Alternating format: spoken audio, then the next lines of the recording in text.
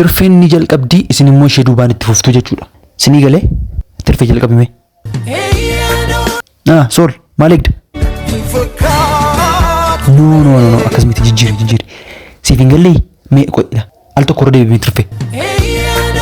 Solomon eeyyee anoo jetteetti isheen atoo itti guuti. Waaw akkas laa kun akkas.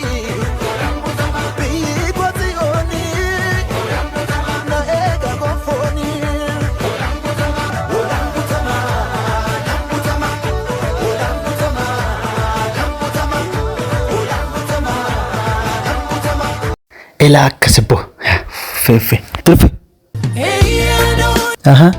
Aba lubama nama ulaba kanaf abatu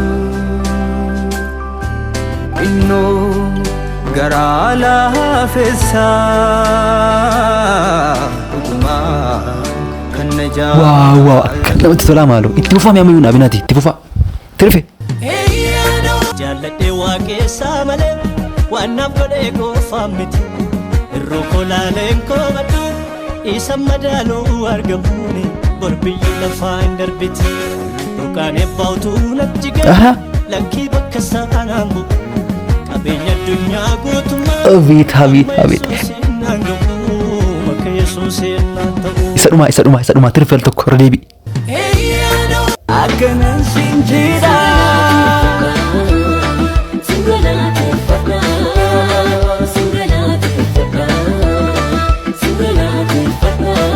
Okay. Isti sinuma maal jettume? Komentii jalatti guuttadhaame. Tirfeen ni jalqabdi isin immoo ishee duubaan itti fuftu jechuudha. Sinii galee tirfee jalqabime. Sool maal eegda? No akkasumatti jijjiiri. Siif hin gallee mee qoodha. Al tokko irra deebi'ee tirfee. Solomon eeyyee anoo jetteetti isheen atoo itti guuti. Waaw akkas laa kun akkas.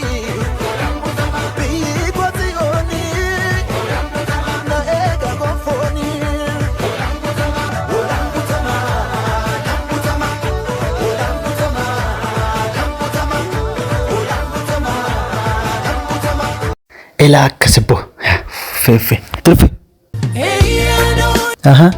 Aba lubama nama ulaba kanaf abatu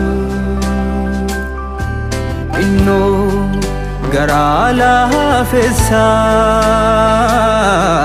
utuma kanja. Wow namatti tola maalo itti fufa mi'amu na binati itti fufa tirfe.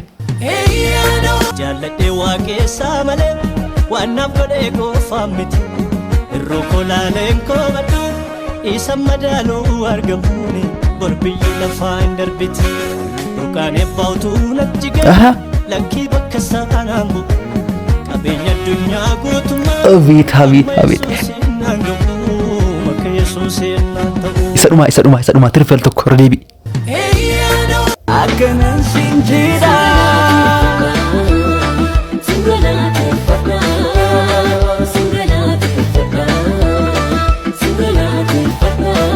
Okay. Isti sinuma maal jettume? Komentii jalatti guuttadhaame.